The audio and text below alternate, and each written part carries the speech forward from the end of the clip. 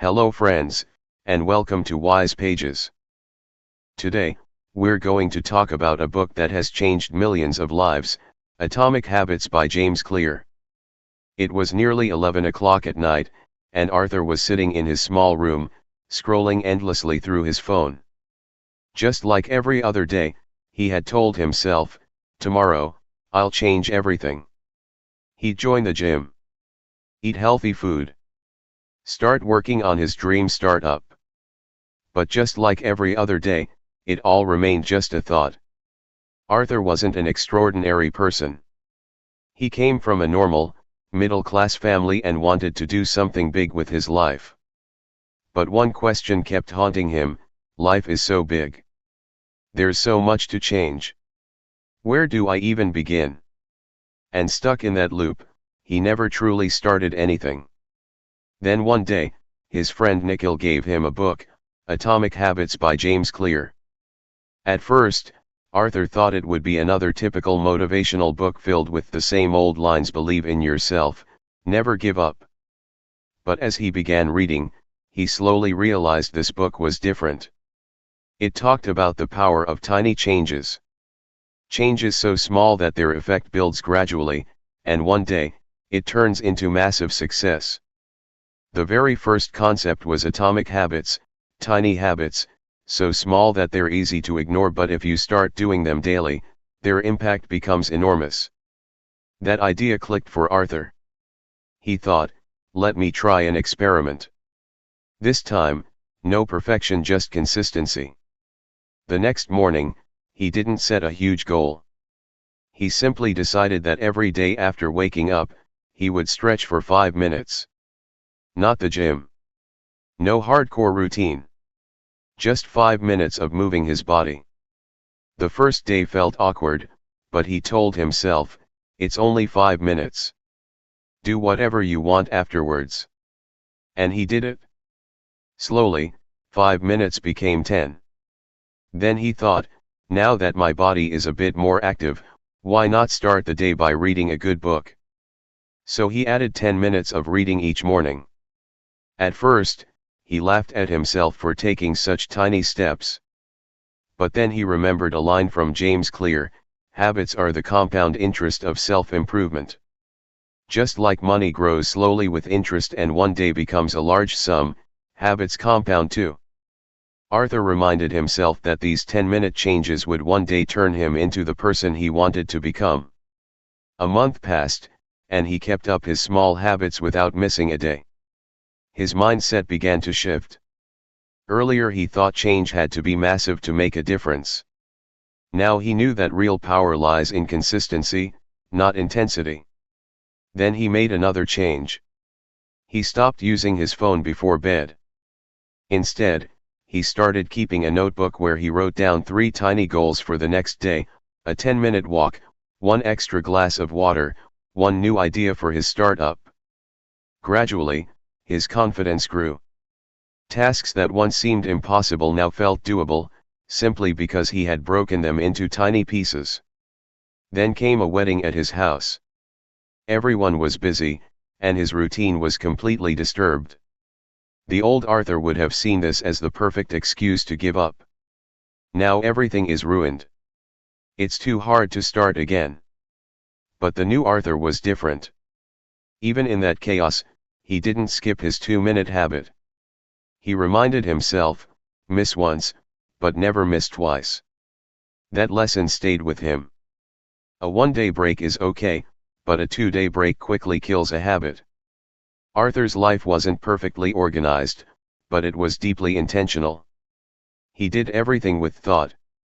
He reduced his social media use and started tracking his screen time. He didn't do all this at once. Each week, he added 1 small change and maintained the old ones. A few months later, his friends were amazed. "You've completely changed, mate," one of them said. Arthur smiled and replied, "Nothing much. Just trying to be 1% better every day." They thought he was joking, but that's exactly what he was doing, 1% improvement each day. He also dropped one old habit, negative self-talk. Earlier he would underestimate himself. I can't do this. I'm lazy. I'm not disciplined. But now, whenever such a thought came, he asked himself one question: can I be 1% better today? And if the answer was yes, he took one small step in that direction. His startup idea slowly began to take shape. He started market research, ran small-scale trials, and within the first 3 months, he landed some good clients. He was shocked that such simple, small steps could produce such big results. One day he wrote a quote on his bedroom wall: "Success is not a goal. It is a system. And systems are built with habits." Arthur no longer felt the pressure to do something huge every day. All he had to do was follow his system. He trusted that the system would take him to the destination he wanted. The biggest lesson he learned was this: change doesn't require motivation. It requires clarity and consistency. He no longer needed motivation. He just needed clarity about what habit he was building and the consistency to stick with it. Now, if someone asked him how his life changed, he would say, "Nothing changed in one day, but every day, a little changed." That is the power of atomic habits. Tiny changes that look small but, over time, create a big transformation. People who think they have to change everything at once often never start. But those who start with just 2 minutes eventually reach 2 hours. Arthur is still not perfect, and perhaps he never will be. But he doesn't need perfection anymore. He only needs one thing: progress. Every day. Every week. Every month. A little, but continuously. And that is the real story of change. The story of atomic habits. The story of Arthur, which could become your story too. It was a winter morning, fog so thick you couldn't see outside the window. Arthur sat on his balcony with a cup of hot tea. He had his phone in his hand, but today he wasn't scrolling. He was thinking about how far he had come and where he wanted to go. Over the past few months, he had watched himself change. But now he was wrestling with a deeper question: who am I becoming? He began to realize that just setting goals isn't enough. I want to lose 10 kilos or I want to be a successful businessman. Those are outcome-based goals. But real change happens when you ask yourself, who do I want to become? He had started working on his startup and gained a few clients. But one day, he received very harsh feedback from a client. "Your work looks immature. The professional touch is missing." The old Arthur would have felt demotivated and given up. But now he asked himself, if I want to be a responsible entrepreneur, how would I handle this feedback? That was identity-based thinking. He stopped caring only about the outcome and focused on who he was becoming. He asked himself, am I the kind of person who retreats from difficulties, or the kind who learns from them? From the next day, he started redefining his identity. Every habit was no longer just for achieving a goal, it was for becoming a better person. He began telling himself, I am someone who learns something new every day. So he started reading 15 minutes daily, not to finish a book in a month, but because a reader reads a little every day. Then he said, I am a disciplined person. With that thought, he started making his bed every morning. A small act, but it was a signal to his subconscious, I am someone who takes care of his surroundings. Slowly, his thinking changed. If someone said, you've started waking up so early, he would laugh and say, because I want to be an early riser. He was building habits not because of an outcome, but because of his identity. One day his friend Rahul asked, how do you stay so consistent? I can never stick to any habit. Arthur smiled and answered, because I'm not just building a habit. I'm rebuilding myself. Rahul didn't understand. Arthur explained, when someone says, I'm a smoker but I'm trying to quit, they still see themselves as a smoker. But when someone says, I'm a non-smoker, they give themselves a new identity, and their actions change accordingly. Rahul went silent. For the first time, he saw how deeply habit and identity are connected. Arthur began behaving like an entrepreneur, even though his startup was still small. He changed his language.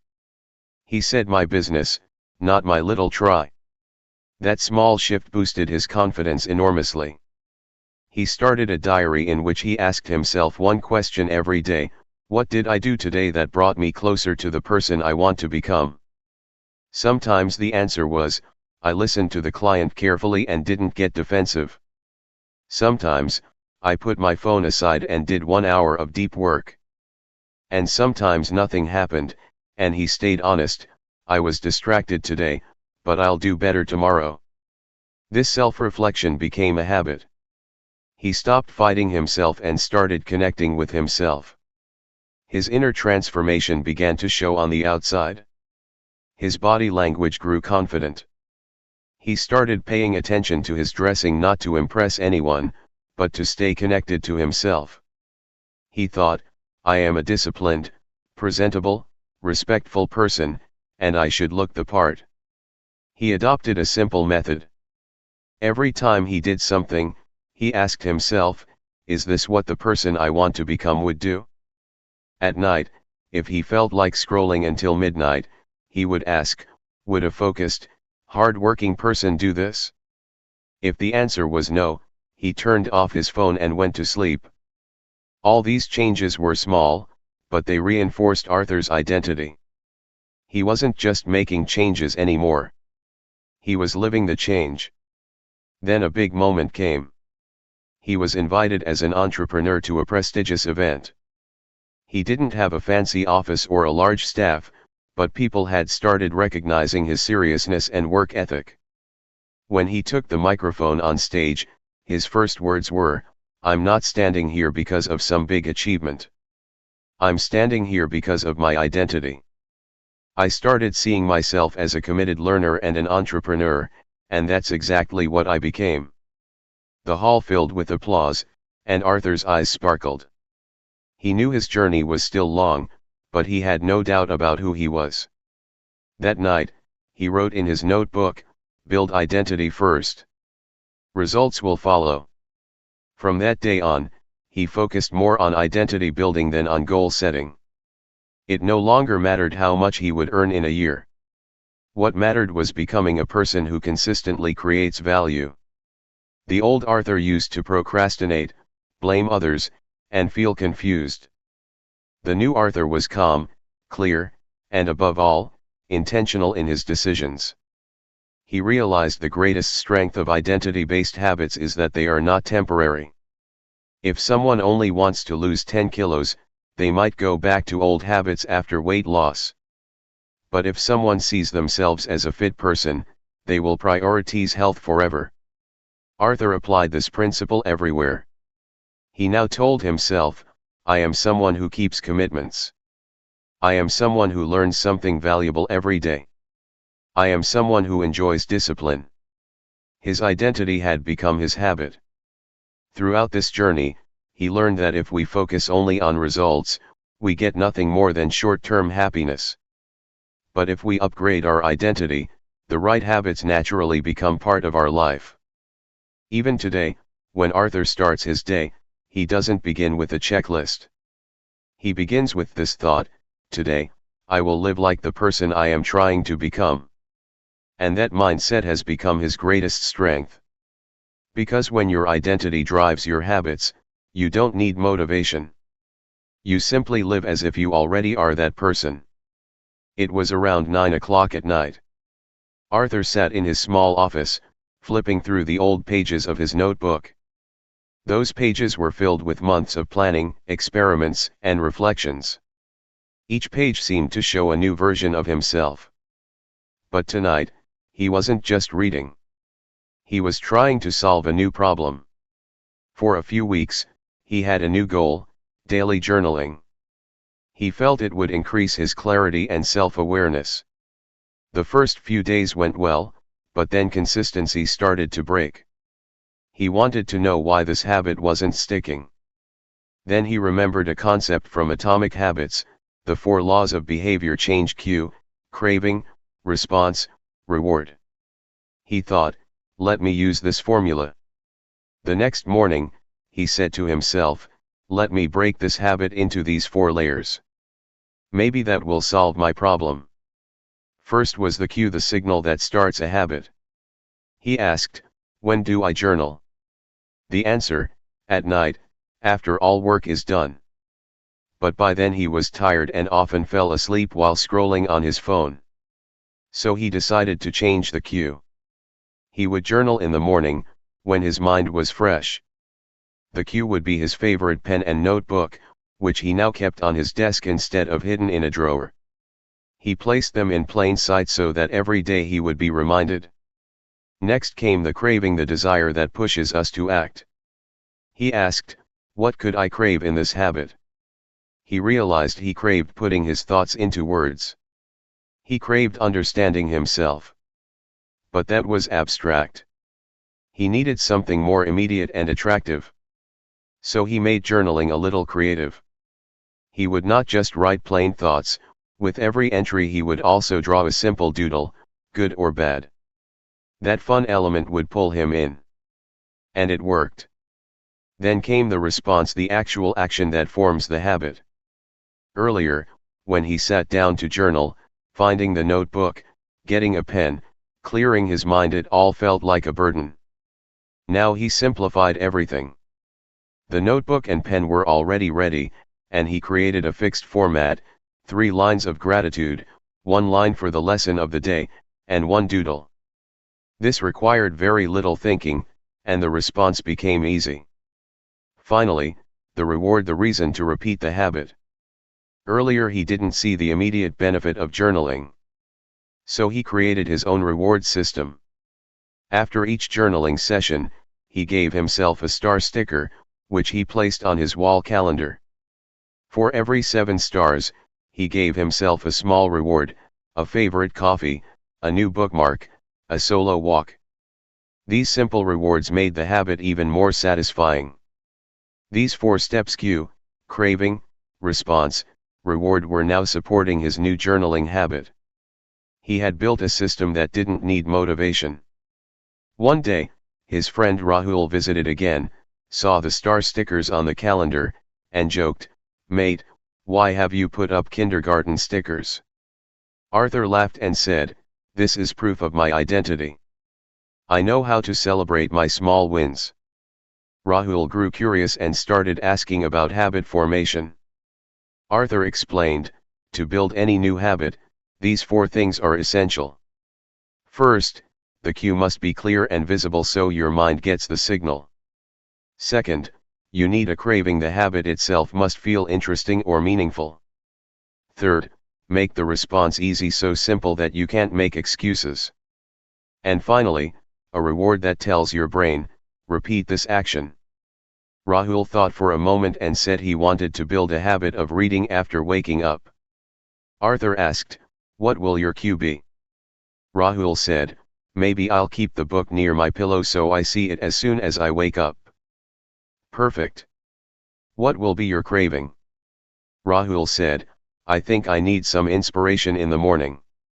Reading will give me energy." Great. How will you make the response easy? I'll pick a book with short chapters, so I can finish one in 5 or 10 minutes. And the reward? After each reading session, I'll listen to one song from my favorite playlist. Arthur smiled. Now you're designing behavior, not forcing it. Rahul started applying the method the very next day. A few days later he came back and said, "Mate, these 4 laws are magic. I feel like I'm understanding habits, not just suffering through them."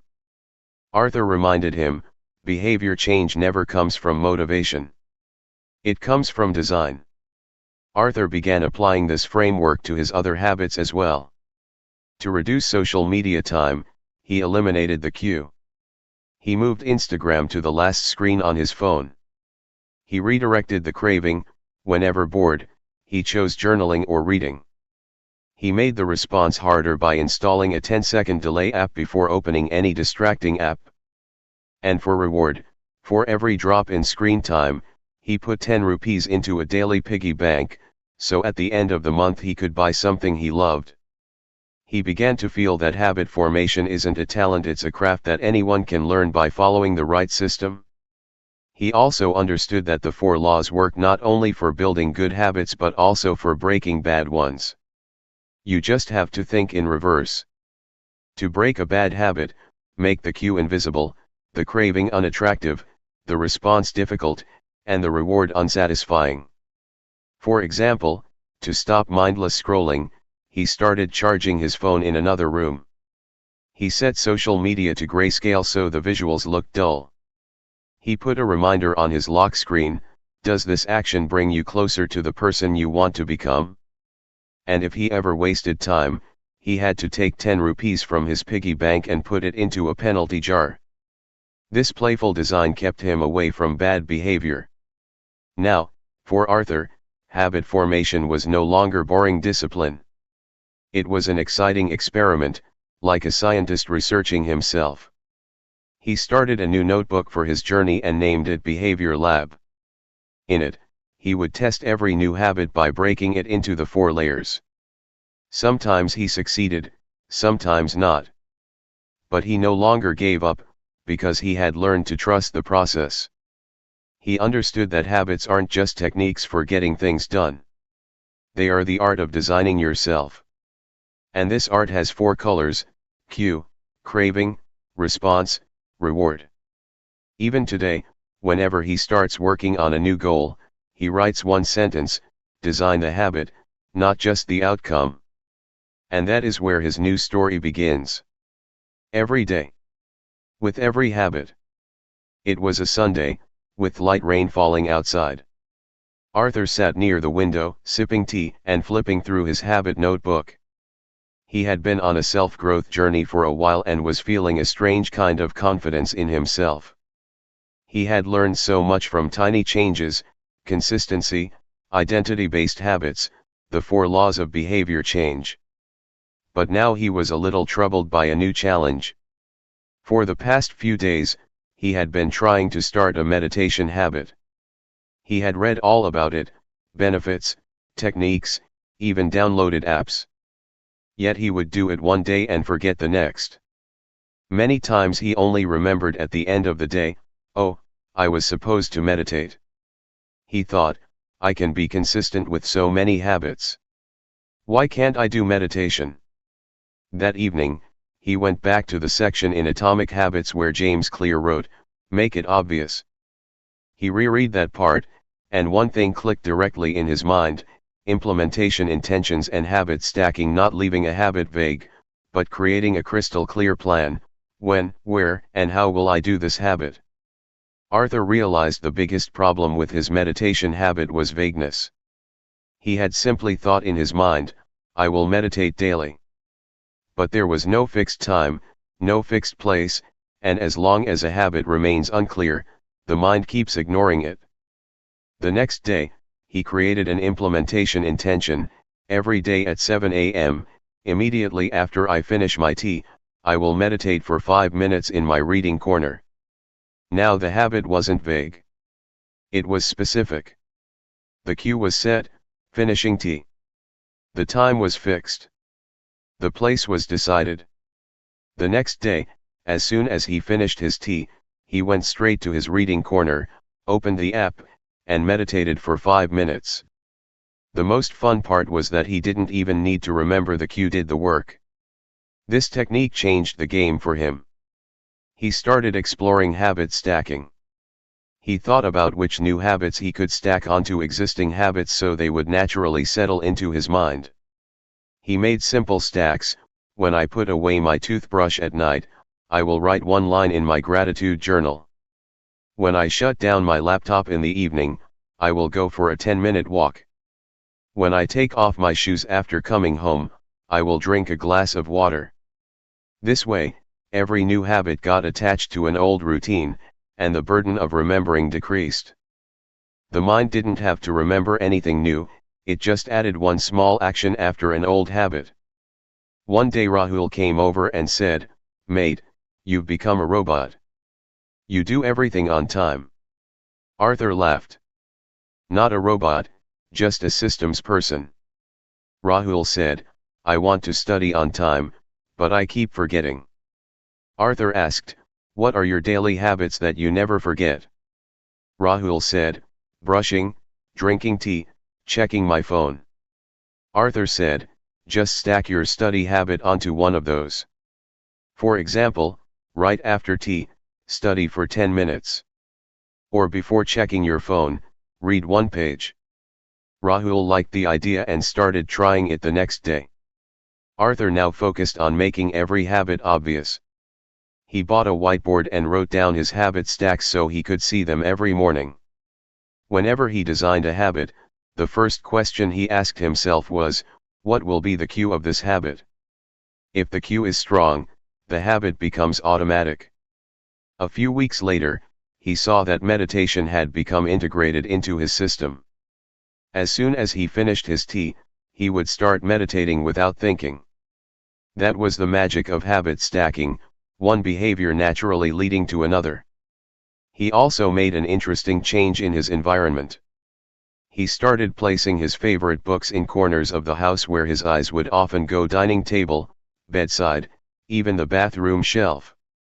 He learned that what you see is what you do. By keeping his phone far away and books close by, reading naturally increased. He told himself, show the right habit and hide the wrong one. He applied the same principle to phone use.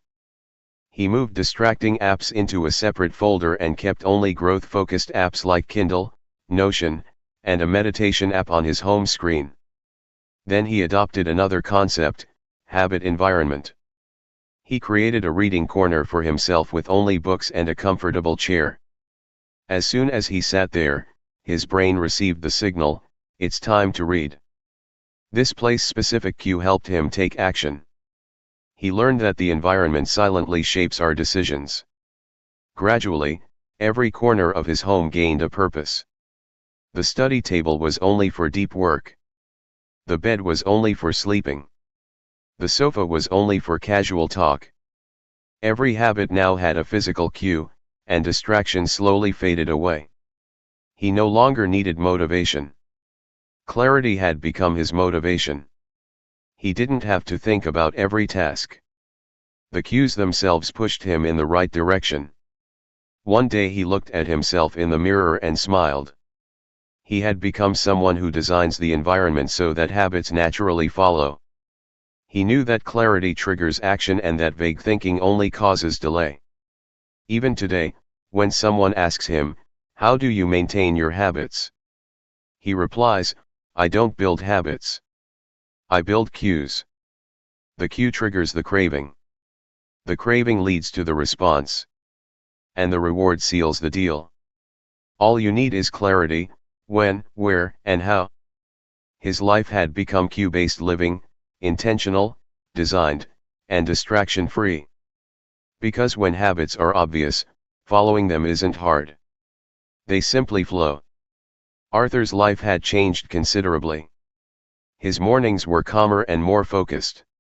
His days were productive, and his nights reflective. The tiny habits he had adopted were now part of his identity. But one habit kept breaking after a few starts: exercise. He had thought many times that he should stay fit. He had bought running shoes, prepared a playlist of YouTube workouts, and set reminders on his smartwatch. Yet when the time came to exercise, he would keep postponing, I'll definitely start tomorrow. One day he asked himself, I can meditate. I can journal. Why can't I work out? The answer was clear. He found the activity boring. The habit wasn't attractive. Then he remembered another old line from Atomic Habits, make it attractive. And with that, he recalled the concept of temptation bundling, pairing a necessary but unappealing habit with something you truly love. He thought, I love listening to music, especially Bollywood and retro tracks. Why not pair working out with music? The next day, he created a playlist called Workout Vibe with his favorite dance numbers. But that alone didn't change much. Then he tried another idea, I will only listen to my favorite songs while I work out. That meant the favorite music would be available only during exercise. This became a powerful reward. Now whenever he felt like listening to music in the morning, he reminded himself, first push UPS, then playlist. Slowly, the system began to work. His mind started associating workout with fun, music, and energy.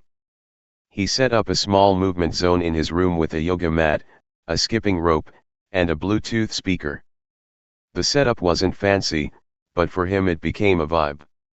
He also started listening to his favorite podcasts during workouts, podcasts where inspiring people shared their success stories. He felt as if he weren't in a home gym but in a secret master class. The habit stopped being boring and became motivating. One day Rahul came over, saw Arthur smiling in the middle of a workout, and said, "Mate, you've become so consistent even without going to the gym." Arthur laughed and said, "Because working out is no longer a punishment. It's become a party." Rahul found the concept strange at first, but when he saw Arthur enjoying his favorite songs while doing stretches and push UPS, he was convinced. Arthur also added another powerful element to his habit journey: positive influence.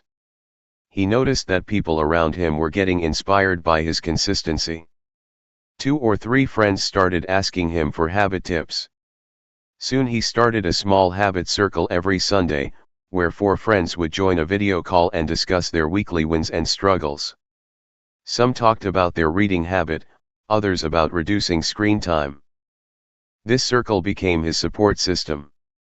He understood that surrounding yourself with people who already practice the habits you want to build can be extremely powerful. When you live among people who take fitness, discipline, or self-growth seriously, the same behavior starts to feel normal. Inspired by this, he joined an online fitness challenge group where people shared their daily progress. He started posting his workout selfies too. When the thumbs up started coming in, his motivation grew even more.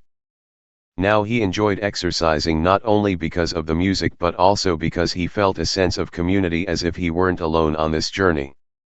He wrote a quote on his mobile wallpaper: "Make it easy, make it fun, and make it you." All his habits were now designed on this principle. Another trick he used was visual tracking. He started putting red crosses on a wall calendar for every day he exercised. When he saw a chain of 7 red marks, he told himself, "Don't break the chain." This small visual reward made the habit even more attractive. His morning routine became something he looked forward to: wake up, tea, meditation, then exercise with favorite songs. It had become the best part of his life. And all of this was possible simply because he had made the habit attractive. One day he reflected, if a habit feels boring, that's not the habit's fault. It's our lack of creativity. If we design it according to our taste, it can become the most engaging thing we do. Now, before every habit, he asked, how can I make this fun? If he was reading, he did it with cozy lighting and tea. If he was journaling, he used his favorite pen and doodles. If he was doing deep work, he put on focus music in the background and set up a proper desk. These small design changes turned boring tasks into magical ones. Once, Rahul joked, "You make habits so attractive that it feels like watching a Netflix show." Arthur replied, "Because when habits aren't boring, excuses simply don't survive." His focus was no longer only on self-discipline, it was also on self-delight. He had learned that unless a habit feels interesting, it won't last long. And that understanding became his greatest tool for lasting change.